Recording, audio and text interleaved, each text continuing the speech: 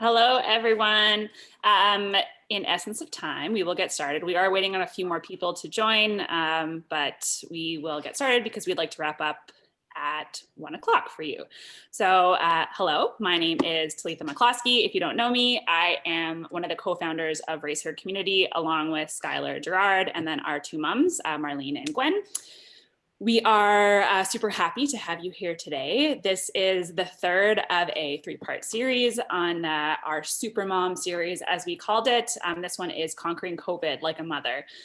So today we are going to hear from three moms who are in kind of the thick of caring for young ones. And as you can see, they will make an appearance, which is very real. So we're very excited for that. Hi, Jack. Thank you for joining us. Why this series? So obviously 2020 was a little bit of a roller coaster for everyone with a world pandemic being declared. But Skylar and I also kind of had a little bit of an extra adventure added. We both became new moms this year. So navigating kind of the scary world of a pandemic and also the scary world of being a mom was extra special for us. And we had lots of conversations about kind of what that meant for mental health and how do we still chase our dreams and all that kind of stuff. So we thought that that'd be an interesting conversation to have with our community and talk to some moms who are really doing it and living it, so to speak. So the purpose of the circle is to really start a conversation and highlighting the truths of what it means and looks like to be a mom in our community. And these sessions are being recorded, but they are in a space free from judgment. So feel free to be who you are, say what you would like to say, ask any questions that you would like to ask, but just remember that we are in a safe space and we are creating a safe space. So just be cognizant of that. Before I get into kind of the more details of the event, we always like to start our circles with a land acknowledgement, just really acknowledging where we are broadcasting from, which is Treaty 4 territory, and acknowledging everything that we are lucky enough to be involved here in this specific territory. So LeadHER Community acknowledges and honors the Indigenous lands on which we live and work, and the traditional land of the Cree, the Saulteaux, Dakota, Lakota, and Nakota, and the homeland of the Métis Nation. We pay our respect to the Indigenous peoples who lived and continue to live in this territory and whose culture, practices, and spirituality are tied to this land. We acknowledge our settler ancestry and the colonization that has created oppression, suffering, and hardship for Indigenous peoples for many generations. So this event today is sponsored by our friend Roshana Sawatsky. I say friend because we've really only chatted on Instagram, but it still feels like a friend. She is the creator and founder of Beautiful Mood. She is a software engineer by day and a female founder by night. So just a couple things on her plate. Ro created Beautiful Mood app as a way to cope with some of the mental and emotional ups and downs brought up by COVID-19 pandemic. So it's very topical for today's conversation. And she kind of created an app in spite of what's happening in the world. So I would like to invite Roshana to speak and to introduce herself and tell us a little bit more about her app. Thanks, Talitha. Hi, everyone. I'm Roshana, or Ro, as pretty much everyone calls me. Back in February, March, I started getting really anxious about COVID, and a friend suggested that I try journaling. And I've always loved the aesthetics of bullet journaling, like all that stuff you see on Pinterest. I think it's so cute. But I just didn't see myself putting in the time and the effort required to do something like that on a daily basis when I was already feeling kind of zapped of energy from everything that was going on. And I've been in software for 10 years now. So I thought, how great would it be if I could create something that was easy to do on a daily basis and that could help other people and not just me. So a quick overview of how it works is every day the app asks you to rate your mood on a scale of terrible to amazing. And then you can also enter in anything you did that day, like your activities, and then also anything you want to journal about.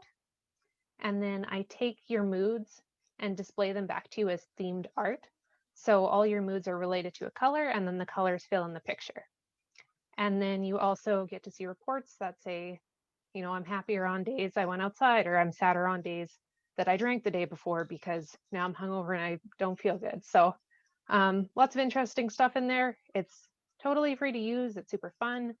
Right now, I've got a different unique journal prompt for every day in January, just as a kind of way to help people ease into journaling. Like I'd never journaled before this, so I didn't really know where to start. And I want to create this 2020 Wonderful January Journaling Challenge just to help people get into it. Amazing. Thank you so much. I personally use Beautiful Mood as just a quick, easy way for me to check in with myself and see kind of how my days and weeks are going. So I highly recommend checking it out. And as she said, it's free to use. So currently right now we are in our season of support, as we call it, which is until the end of January. So each kind of quarter we choose a deserving non-for-profit in Regina or surrounding area to focus on and to donate a portion of all of our proceeds from all of our events, and then also some select merchandise as well. So this year we've partnered, or this quarter rather, we've partnered with Amicon Women's Empowerment Inc., which is a local non-for-profit designed to promote women's success by providing underprivileged and disadvantaged women and girls access to success enhancing tools such as computers and laptops, and then also the education that goes along with using computers and laptops. So thank you for attending today and for helping us support Amicon. It's a very wonderful local organization. So without further ado, I will pass it on to Skylar Gerard, and she will do an introduction of our panelists and then get right into it. Thanks, Letha. Hi, everyone. I'm Sky. Thank you again so much for tuning in today. So I would love to introduce you to our amazing panelists this lunch hour. First off, we have Whitney Blaisdell. Whitney, if you want to give a wave. She's the founder of Project Play YQR. So Whitney is the principal researcher and founder, like I said, of Project Play YQR. She's a graduate student at the University of Regina with a research focus on factors affecting play in communities. Whitney has over 10 years experience working and volunteering in the nonprofit sector, and she lives in Regina with her spouse and 2 young children who will probably make an appearance today because I think she's home solo watching them. So stay tuned for those cute little faces. Next, we have Sage Yathon. If you want to give a wave, Sage. Sage is the manager of the Yathon household. She is a mother of 2 who lives in Regina with her husband, Deacon. And she shares her experience of motherhood in social media because she believes that being honest about the struggles of motherhood is the key to creating a supportive community of mothers. She's also open about her ongoing experience with postpartum anxiety and depression. And she has a degree in social work from the University of Regina and a photography degree she doesn't use but doesn't regret. I think we could all use one of those. And she just started working on a health advocacy project here in Saskatchewan, which you can follow on Instagram at Sage Health Support. So welcome, Sage. And last but not least, we have Erika Tkatchuk. She is a business owner and mother of 2. So Erika's inspiration to found Little Mac Diaper Co. was based on the foundation of solving a problem that she knew was not just her own. As a young mother with 2 small children, Erika was challenged to find quality disposable diapers. She knew there had to be a better way than using diapers that caused diaper rash and leaked everywhere. So Little Mac Diaper Co. is proud to offer leak-proof, organic, affordable diapers through a variety of purchasing channels. And I'm sure she'll tell us more all about her amazing idea throughout the panel as well. Erika's success as a mom entrepreneur didn't start with Little Mac, though. It started with the fitness industry. On top of her solo venture, Erika and her husband created and own and operate a full-scale membership-based gym in Regina. And Erika actually also has numerous accomplishments in the fitness community. However, after the birth of her first daughter, she realized that fitness was not her true life's work. She says multitasking gets a bad rap these days and as the kryptonite to mindfulness, and is the kryptonite for mindfulness, but for working moms, it's their lifeblood, which I can attest to. Erika is proud to be both a super mom and a super boss with an amazing capacity to do all things. She says that her path to self-employment seemed to be natural evolution. Her desire to build, create, and learn always surpasses fear. And every challenge she's faced with becomes a greater experience of learning her true power and role modeling these values to her 2 amazing daughters. So welcome our 3 amazing panelists. And I'm just going to jump right in. I'm going to be the moderator for today's event. So if you have any questions throughout the discussion, we'll take them throughout. So we're not going to wait till the end. We'll address any questions you have, but I'm going to kick things off. And this question is going to all 3 of you ladies, and we'll start with Erika to answer. But I want to know, how has the pandemic made you a better mom? The pandemic has made me a better mom because I'm with my kids all the time. When we were in the lockdown, my husband and I are self-employed, so we work together at the gym, and all of a sudden we were all at home. So it made me a better mother because my children were able to kind of help us figure out what we were going to do with life. So our income, everything was kind of uncertain at that time. So it really allowed us to be vulnerable and just kind of work together as a family to overcome all of those obstacles. It also helped me to become more resourceful because, again, our income, everything was kind of uncertain. And so we had to just do stuff all together all the time. I love that. I follow you, Erika, on Instagram. She always posts the best craft ideas, the best recipes. So I very much encourage you to follow Erika for some great resourceful ideas for what to do with the little ones during COVID. You should put your handle there in the chat. Okay, next we'll go to Whitney. How is the pandemic? You'll probably hear my children quite loudly in the background. I'd say becoming quite grateful for everything that we have and sort of taking some time to slow down and really readjust our priorities as a family. And also realizing my limitations as a parent, as a working parent, and offering myself a lot of forgiveness, and then sort of offering that sort of forgiveness and grace to other people, whether it's a working or a friendship or a family relationship too. I think those would be the greatest sort of little silver linings that have come out of this. Awesome. Thank you so much, Whitney. And Sage, what are your thoughts on how the pandemic has made you a better mother? I think in the biggest way, it made me, or sort of like forced me into taking my mental health a lot more seriously. Just because I was like, you know, just coping. But then when it gets to the point where like you can't do the things that your kids need you to do, it's like, okay, I need to change something. So I think that just like it was a turning point, and I had to take a lot better care of myself. So it in the end, it made me a better mom because I did take care of myself, and then I was able to do a lot more things to be more involved and more like actually present. Awesome. That's so true. Honestly, the whole self-awareness piece that we all kind of gain from being alone with ourselves and just being at home and, you know, taking the time to actually think about our own mental health versus being so busy with other things is huge. That a gift that I believe the pandemic did give us all. So thank you so much. Okay, so next question is going to Whitney. So Whitney, how do you think the well-being and mental health of parents has been affected during COVID? And I know you've done a lot of research around this, specifically around how the COVID has affected mental health of parents. So please, we all want to hear your findings on that research and your thoughts as well.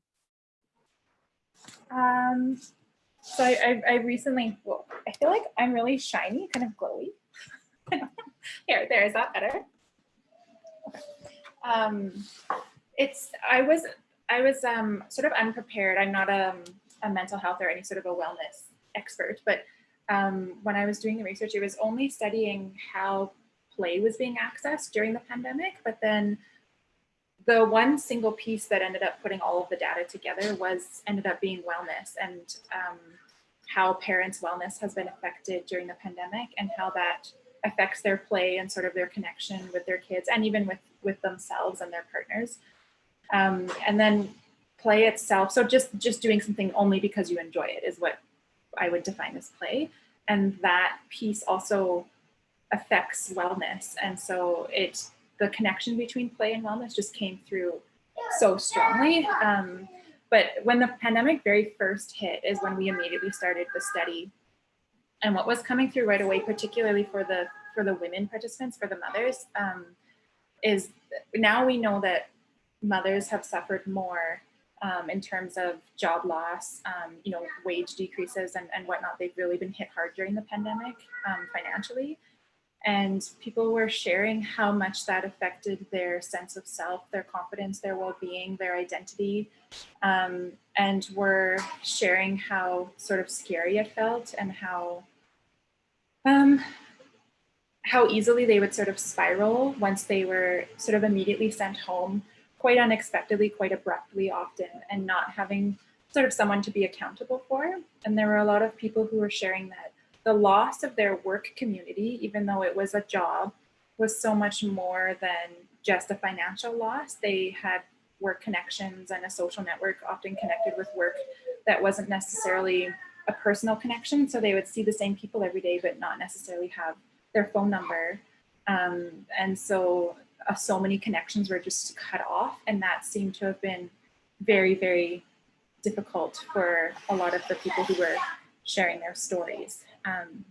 So it seems like the connections that we have and that we form are sort of not to be taken for granted. These are very meaningful. The everyday connections that you make with people really kind of shape your life. And when we lose them, it's very consequential. And then sort of coming through that, we saw so much resilience in the participants, and within only a matter of even 8 weeks, it was amazing to see the story and how it was evolving. And then people started talking about spending time with their families, really starting to understand what well-being even is and means to them. And it seemed like the single tool that came through as being the absolute sort of strongest, most useful, easily accessible tool for supporting wellness was getting outside to play. Play just being going for a walk outside only because you want to would be play. And so that piece, people were describing that it was supporting their emotional, spiritual, physical, and intellectual well-being. Sorry, that was No, that's awesome. And I totally agree. So I was on mat leave this past year of COVID, and I think I've got outside more in this year than in my entire life. And a lot of that was because there's really not a lot to do when you're on lockdown. And also I just need to get out of my house because I live in a condo and there's 4 walls I'm staring at all day long with the baby. So, but honestly, the amount that it makes you feel so much better is crazy. Just being outside, breath of fresh air, getting things moving, it's crazy. So yeah. I completely understand where that comes from. Yeah, it's really phenomenal. And it's one of those things that it also seems like for people who are describing themselves as being really not well in a lot of different aspects, a symptom of that seems to be when you don't want to do it. They're feeling unplayful. They don't want to go outside. It seems like a burden. So that even just to know that, I didn't recognize that before, right? So when you have people tell you these stories, everything, it's so affirming and makes sense. And so when you're feeling really stressed out, it's harder to achieve the things that can help you. But yeah, so it's been really nice for our family knowing that. And even yesterday I was having a horrible day kind of all morning, and then just knowing that when you go outside you will probably feel a lot better, but is a great tool. For sure. Awesome. Thank you so much, Whitney. That sounds like really cool research, and thank you for sharing. Okay, Erika, this one's coming to you hot. Erika, how has your partnership changed during COVID and having your spouse home more often? Have any responsibilities or roles changed at all?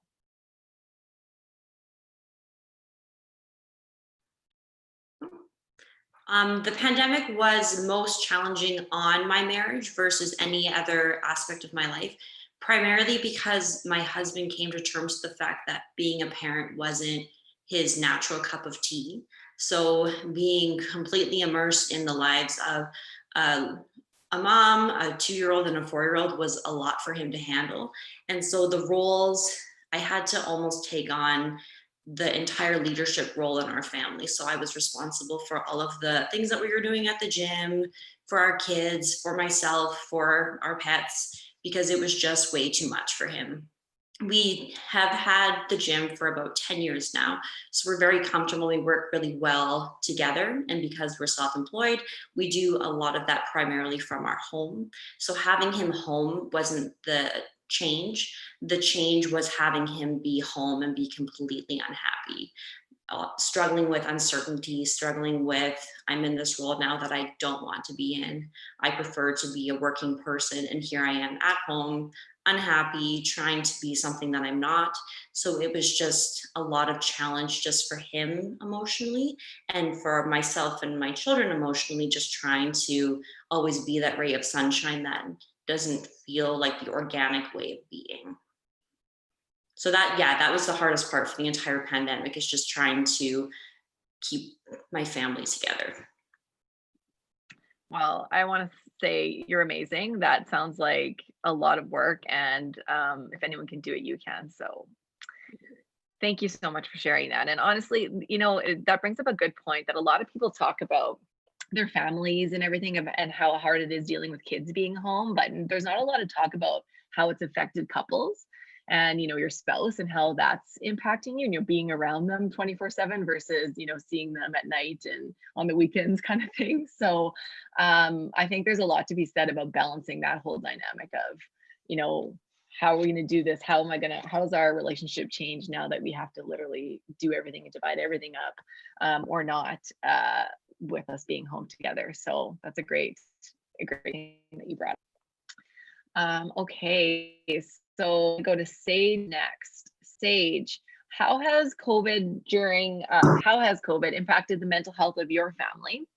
And what tricks or tips or advice do you have for helping us maintain, or your family maintain, a positive perspective? So yeah, like I said before, our mental health has definitely taken a hard hit. One of the, I think one of the biggest lessons that I've learned that maybe I could turn into like a piece of advice, not that I'm like at all in a place to give advice, but is that like just every day waking up and like accepting the version of yourself that you're going to be that day, because like there is such the ups and downs have just been like a wild ride. And so just being able to like take it as it comes, and like some mornings you wake up and it's like, nope, we're not doing anything today, like not a thing, not lifting a finger, just like sitting down with the kids and letting them crawl over me all day, and that's going to be the reality of the day. But then some days it's like, what, like why do I feel like baking bread? Why, like all of a sudden, like yesterday I was a lump, and today I'm like, I have this like nervous energy that is telling me like, you want to try making bread and you've never made it before, and or like you're gonna scrub your toilets while the rest of your house is a complete disaster. And just like, but being like, okay, that's the version of me that is today, and it's just what today is gonna look like, rather than like judging my past self or my future self, or being like, okay, tomorrow I have to have this same productivity. No, like tomorrow I might be a completely different person when I wake up, and that's fine. And my house will be this way one day and the other way another day, and like not having any rules on like how you can, like what you're expected to do. And that expectation, like managing your expectations, is like the hugest. It's hard. It's really hard to be like, oh, to come to terms with the fact that you're not going to be able to do everything you thought you were going to be able to do, or give as much of yourself as you want to give to the people in your family, or do the things on your to-do list that you wanted to do. But just adjusting to that, I think, has been the biggest lesson that I've learned in terms of trying to find positivity. To like, if I can see it that way, then I feel like I can have more of a positive perspective, rather than being hard on myself on both of those days for whatever reason, and just being in a negative mindset all the time. So that's made a bit of a difference when I can see it that way. Like on the days where I can see it that way, it makes a pretty big difference.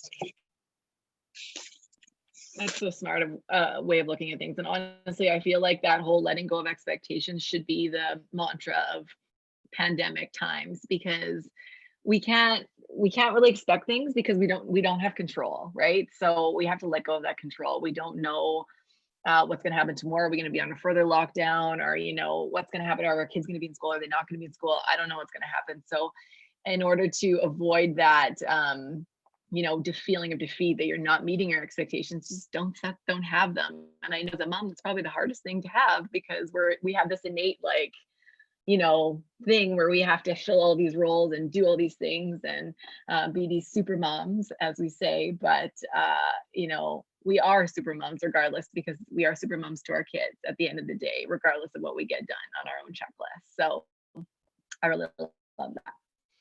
Awesome. Okay. So, oh, we have a question, it looks like, and this one's for Sage. She said 100% needed to hear that, Sage, such a great tip. Do you ever feel guilt when you don't meet expectations? If so, how do you deal with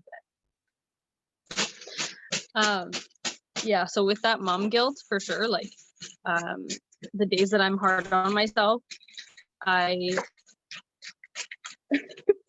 he's crumpling the notes that I made. So anyways, the days where I feel like that mom guilt for not being enough or not doing enough, one perspective that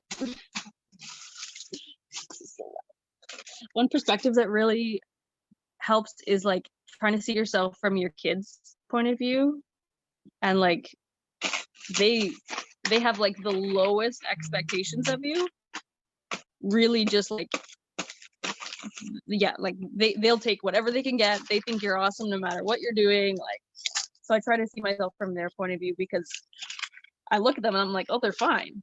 You know, like they're totally fine. I'm keeping them alive and fed and cared for, whether I'm caring for them or someone's caring for them. Like their basic needs are being met, and just try to remind myself that like that's the only expectation that matters, is that their basic needs are being met. Anything else is like bonus. And you know, if I do something fun with them that day, they probably are like, whoa, like mom's a good day. Yeah, just bare minimum. I try to keep it at the bare minimum. Awesome, thank you so much. Okay, now I'm gonna flip it back to Whitney. So Whitney, what tips do you have, or you know, advice, or just from your own experiences, do you have for keeping children happy, socialized, and physically active while social distancing and being in quarantine and all the rules that we have? I keep seeing everywhere, sort of on Instagram, and like Play YQR gets some questions and stuff. And even during the research, people are very concerned about socialization. And I think there's not enough opportunities to say that even during the pandemic, socialization isn't necessarily just sort of throwing kids in a childcare center where there's lots of other children.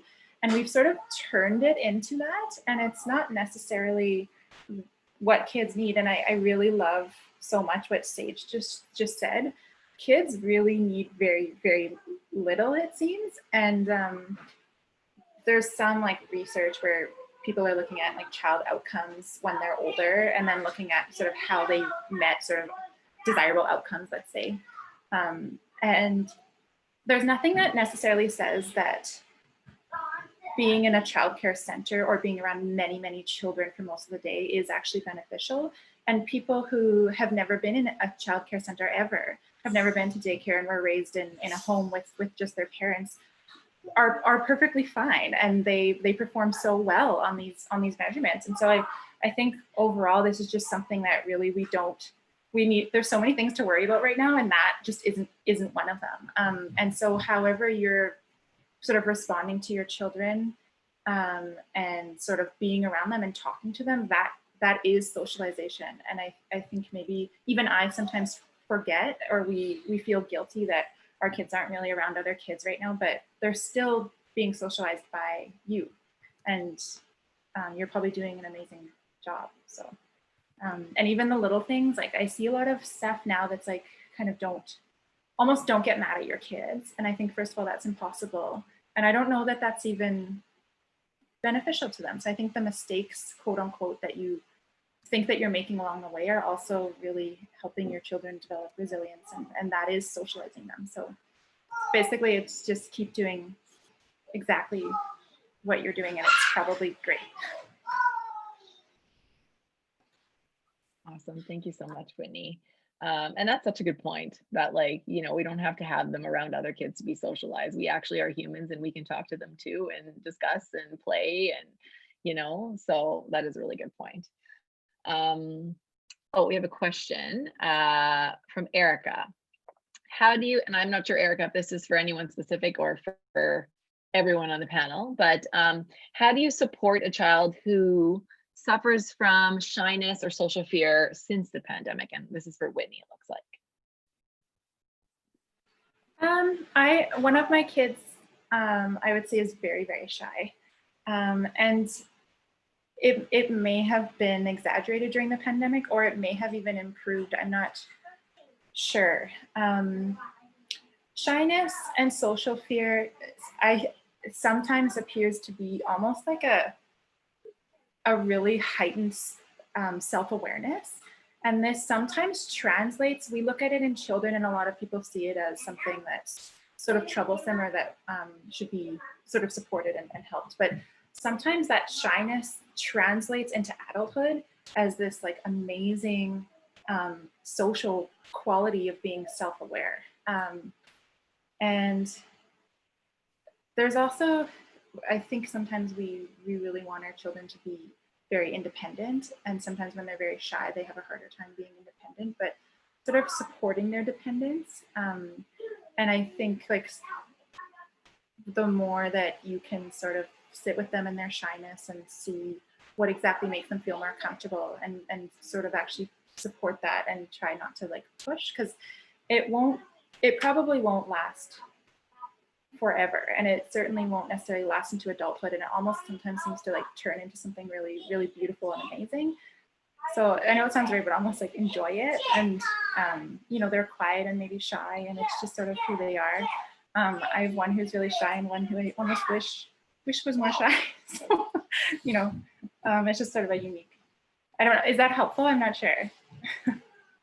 Let me know. And if you have any other tips, I also have a child who's really shy that I'm constantly trying to support. So I'm also sort of a learner in this. I skipped out there. I don't know what happened to my Wi-Fi, so bear with me. I missed a lot of what you said, but I'm sure it was great advice. Sorry, I live in a condo, so my connection is always iffy. So if I fall out again, I'm not leaving on purpose. Okay. This is a question for everyone on our panel today. So we'll start with Sage. The question is, what has been the biggest impact, positive and negative, that COVID has had on your family?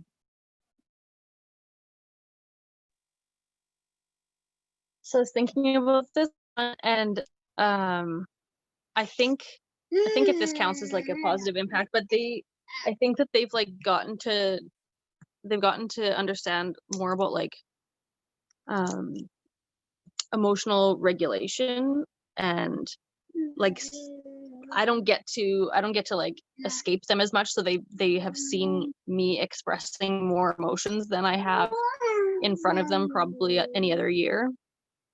And I think it might just be the age of my daughter, like she's 4, pretty much 4. But we've had like the greatest conversations after she's seen me angry or sad or whatever. But we've had like really good conversations out of it, and I feel like they've just gotten to know me really well. And because before it was like, I think I was mom at home, and then if I wanted to do something for myself, I would do it elsewhere. But I've had to find ways of like doing things for myself around my kids. And then I think that that's probably taught them something, whether it's about like me as a person or about like having, you know, you can be more than a mom, or you can be more than one thing as a person. But I've had to like spend time away from them in my own house, and they see me doing that. They see me going up into an office, or they see me like working on my own project on the side, and telling them like, no, I can't sit with you right now, rather than being out of the house or here and completely available. Like it's sort of a mix. I feel like, I don't know, I imagine there's got to be some benefit from that. Thank you so much. Yeah, I feel like we always need our own self-care, and we need the time to, you know, be by ourselves, as hard as that is. I totally feel you on that. So, and I think we need that for our sanity, for sure. So thank you. Let's go to Erika next.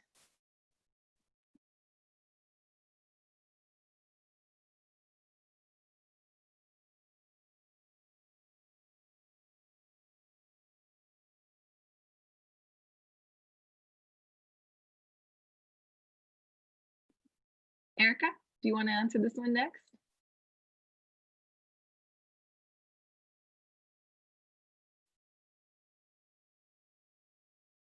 I don't know if she can hear me. Oh, her computer's freezing. Okay, well, let's go to Whitney then, and then maybe we'll go back to Erika. Do you mind repeating the question? For sure. So what is the biggest positive or negative impact that COVID has had on your family?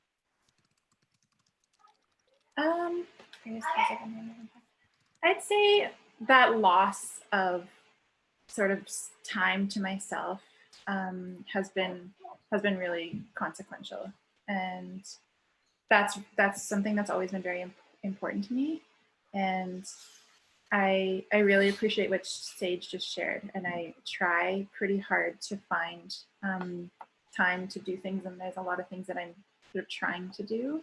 And what I crave so badly is just actual time by myself, and not being in the house trying to do things.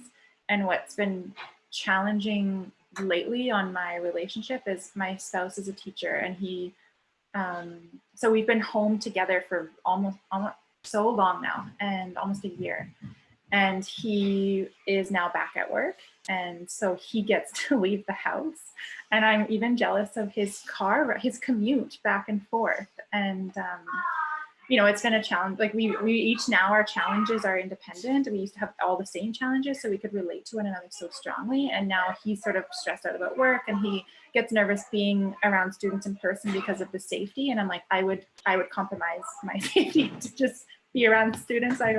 So yeah, that's been challenging. And so our shifting perspectives and shifting challenges as a partnership has been hard. And so has just not having an easy time finding time to just entirely be by myself. I'm the same as you, Whitney. I put my hand up all the time to get groceries or do anything I can do to just escape. Honestly, as crazy as that sounds, I just need to get out, and it's a real thing. So for sure.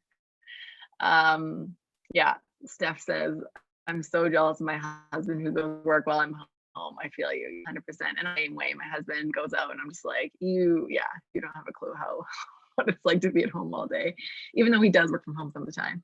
And Donna says, Sage, I think there's a great benefit in them seeing you have time at home, but on your own. It reinforces for them that having alone time is okay, and it can be a good thing, especially for self-regulation, which is super true. Awesome. Okay. Oh, there was just another question that came in just to me. Oh, okay. So I would just ask it. How do you manage the in-law pressure when it comes to boundaries of respecting the COVID restrictions? And then this person said, as a mom of two, I am making the best decisions for my family to stay safe, but not getting the support or understanding from them. I think that's to anyone, for any of the panelists. So.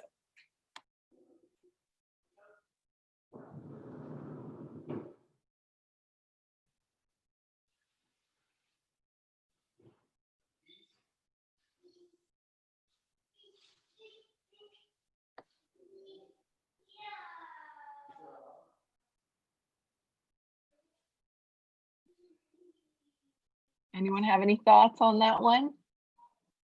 I can go. I think, yeah, that's a tough one. But I know one thing, like while the weather has been like fairly mild, is like just doing the things that we can do, and like doing outdoor things when you can. We do like a lot of video chatting, like my mother-in-law reads bedtime stories at night, and just finding like other ways to try and do stuff. But I know it is really hard. Like I don't have a quick fix, but I can relate that it is hard to feel the guilt of keeping your kids away from them is really, it's a complicated feeling for sure. I think when you're talking about any boundary, it's very important to just stay firm in that. So it doesn't necessarily have to come down to safety or even COVID at large. This is the choice that me and my partner have made for our children. We appreciate for you to respect that. We're not going to be waffling on this. It is what it is. It's the situation for all families, and we would appreciate it if you respected that.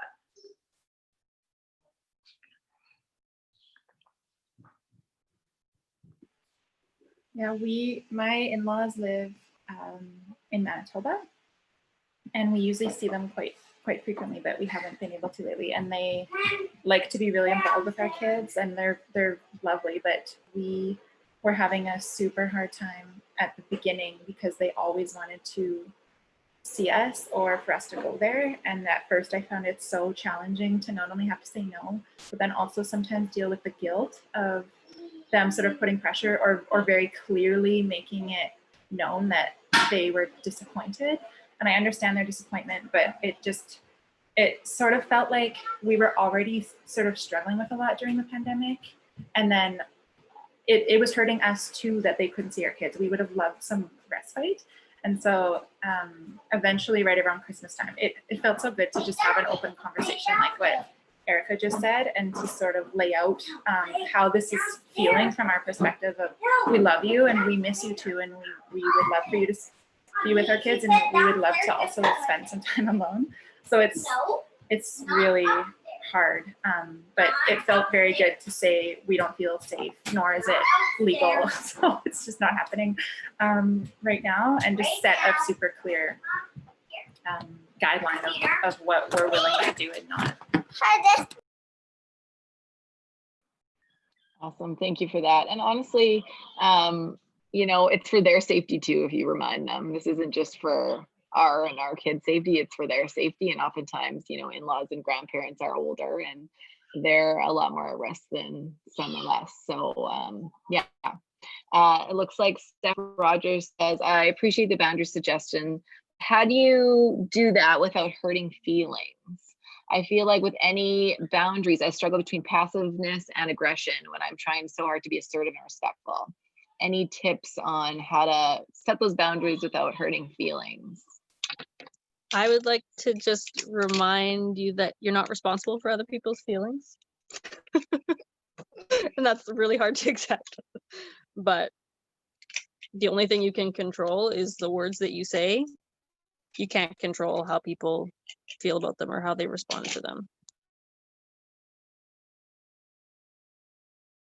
That's a great point. It's hard to think about, but for sure it is a great point. You can't control. Anyone can take anything in any way. So great tip. Okay, so I think we have time for maybe a couple more questions here. So if you have any other burning questions, definitely get them in the chat because we're nearing the end of our hour. But my next question is going to be for Erika. And Erika, what tips do you have for helping your young children be educated at remaining resilient and not fearful during the pandemic? That is a really good question for me because I have a very almost cripplingly shy 4-year-old.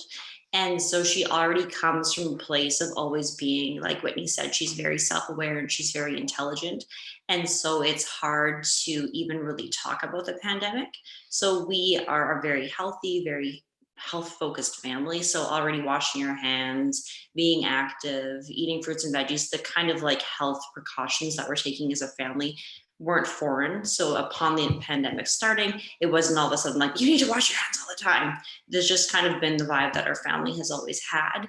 So the pandemic specific wasn't where we addressed a lot of fears in education.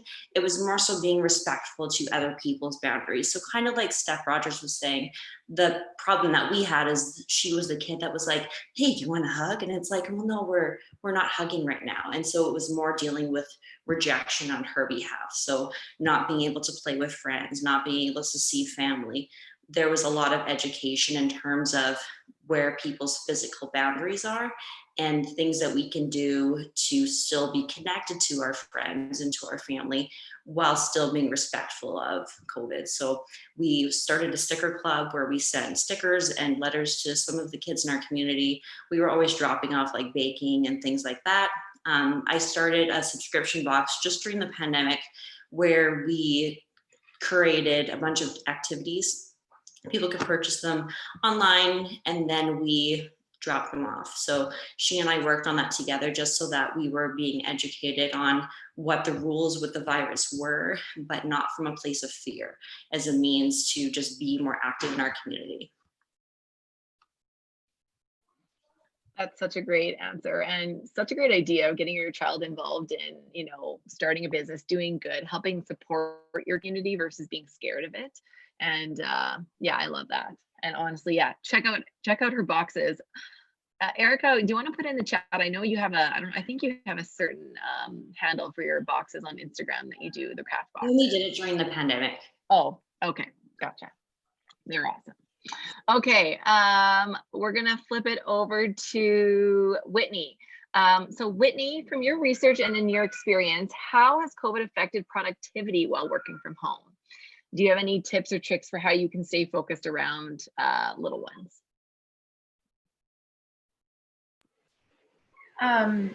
So at first, everyone's responses were that they were struggling so much to be productive. And then they slowly started even kind of circling back and saying, can I get in touch with you again? I have like some ideas. And almost all of their ideas were very similar. And there were a couple things that people were doing that were like amazingly creative and brilliant. One of them, which was a privilege for sure, was depending on their employer, either asking for or being granted sort of permission to reshape or sort of reimagine their workday. And so some people were saying that they were able to be so productive because they were waking up a little bit early and getting sort of a shift done in the morning before their kids were up, if possible. And then if they had like an afternoon nap or quiet time, getting some work done then, and then again, an hour or two in the evening, which was little tiny chunks of time, but that really added up. And if they used them well, they were actually finding some of them that they were more productive than they were at work because they were given breaks in between. And so every little burst was able to be so much more powerful than one sort of long marathon shift during the day. So that was one really, really great one. But some moms, there was a single mom or a couple actually who were single moms working from home during the pandemic, and they were trying to be as productive as they could. And they were essentially just trying to compartmentalize work from childcare and play. And so some people they had a partner at the home, trading sort of shifts with their partner, days on, days off for work and play or parenting, or even like hours or 2-hour chunks. And even some people were saying, you know, I don't have the option to try to separate anything. So things like wearing certain clothes when you're trying to work, sitting in a particular spot on the couch to kind of signal to yourself and your children that you're working and that they sort of need to amuse themselves while you're doing that.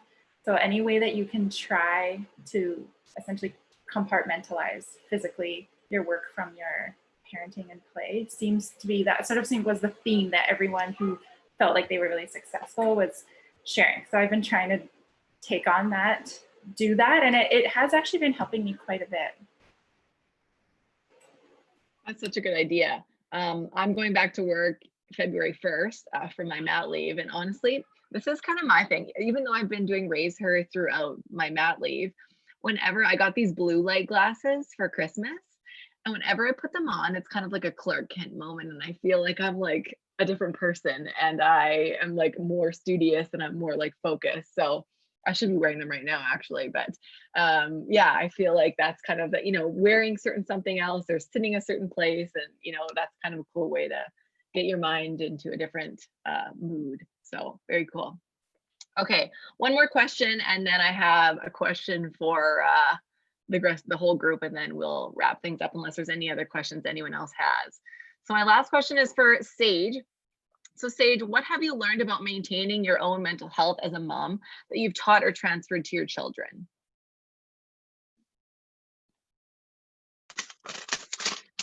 Trying to get the loud Lego out of it. Oh my God. Okay. Yeah, what have I learned to manage my mental health? The like biggest struggle I found is feeling like I don't this is super negative. I'm like, I'm sorry. I'm not going to be sunshine and lollipops here for a second, but like feeling like there's not a reason to keep waking up. Like that every day is like the exact same. And like, well, today sucked. Why isn't tomorrow? Like tomorrow's probably going to suck too. And just that like very repetitive feeling every day is just exactly the same. Yeah. Groundhog Day. Exactly. And so, when I try to make each day feel a little bit different, or like when I look at my very empty calendar, I started putting things in my calendar even though I didn't have anything going on. So I would say like, Tuesday we're gonna I would find like ideas for the kids, like putting all the Lego in the bathtub is like very strange but very fun. You just like fill the bath up with water, put all the Lego in there. And so it was like, okay, Tuesday we're gonna have a Lego bath during the day. And Wednesday I ordered donuts and they're gonna come at some point during the day. So that's like something to look forward to. And Thursday we're gonna, do Thursday we're gonna do painting or whatever. And then like Friday I have a Zoom call with my sisters and we're gonna watch Netflix at the same time and pretend that we're hanging out, and just little things that made it feel like I had something to do or something to look forward to.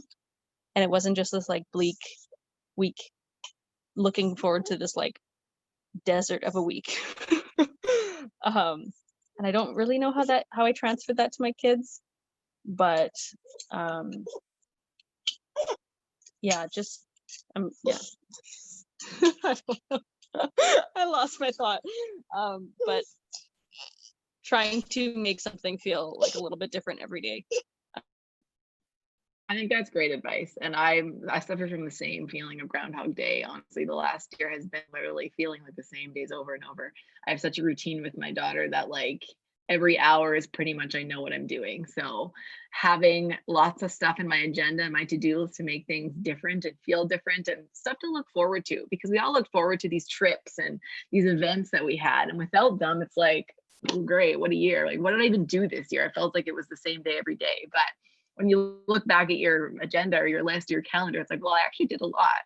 And even looking back at your phone and looking at the pictures you took with your family, it really, you did do a lot. So it does help your own mental health for sure. So that's great. Okay. So it says from Steph, Lego bath is such a fun idea. That does sound really fun. I need more creative ideas like this, but for a 1-year-old, if anyone has some. Yes, me too, if anyone has any. I usually just search Pinterest for ideas, but yes, anyone has any great ideas for keeping babies and little ones occupied, throw them in the chat for sure. So we're almost at the end here. I'm going to throw out one last question. It's a quick one, and then we'll just wrap things up. So my last question for all three panelists, what is your super mom superpower? If you could choose one, what is your superpower that you find as a mom you have? And we'll start with Erika.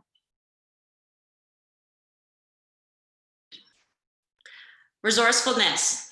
I can make anything out of anything. Amazing. I love that. And that's so true for you, for sure. Okay, Whitney. Imagination. Awesome. And I'm so nice to hear that, because you usually don't hear that with adults, but it's nice to, keep that imagination alive for sure. And Sage. I would say it's sort of like it's a superpower, but also a downfall is that like I come across as very calm. And so in a situation, someone one of the kids falls and hurts themselves or whatever, like I think that it helps them regulate because I'm not freaking out. But just my superpower is to stay calm in a crisis. That's huge, honestly. Great. So I'm just going to read a couple of comments here. Definitely follow Play YQR for some ideas, as well as Erika. She's always got lots of cool stuff on her Instagram handle. You can just scroll through the chat and grab all those and give them all a follow. Donna Yathon says, there isn't really a way to enforce the boundaries without people feeling hurt. But as moms, you are caring for yourselves and your families, and that's your first priority. Very true. Acknowledging the sadness is important because it's real for parents, children, and grandparents, but trying to remind yourself of your why can help you feel strong in reinforcing those boundaries. That's great advice. And my sister, Nicole, says, check out hotcoffee_creative kids on Instagram. They have lots of ideas too, so there you go. Awesome. So I'm gonna, first of all, thank our amazing panelists for your time today and all the great questions from our attendees. This has been an amazing discussion. So I feel very, very lucky to be moderating it today and throwing in my 2 cents here and there. And yeah, so thank you so much. I'll pass off to Talitha for the last word, and then we will get back to our days. Once again, thank you everyone for coming, and thank you to Sage and Whitney and Erika, and of course Skylar for moderating. I think that we all learned a lot and took a lot away from this conversation. It's nice to know that, you know, we're not in it alone. So if you are interested, if you liked this topic and you want to hear more from us, we're doing lots more panels like this, kind of virtually easily accessible things at lunchtime. Our next topic for February, March, and April is along the International Women's Day theme of choosing to challenge. So we're going to be talking about discrimination and gender biases and stereotypes and all the issues around being inclusive. So please feel free to follow us on Instagram or Facebook or our email subscription for a little bit more information on that. If you have someone you think would be perfect for one of those topics as well, please let us know. And as always, if you have any other specific topics that you are looking to hear about, Mental Health Month is coming up, Pride Month is coming up, so all those types of things, please let us know. We are always open to doing our own research and putting something together for you. So without further ado, have a wonderful rest of your day. Thank you for tuning in, and ciao.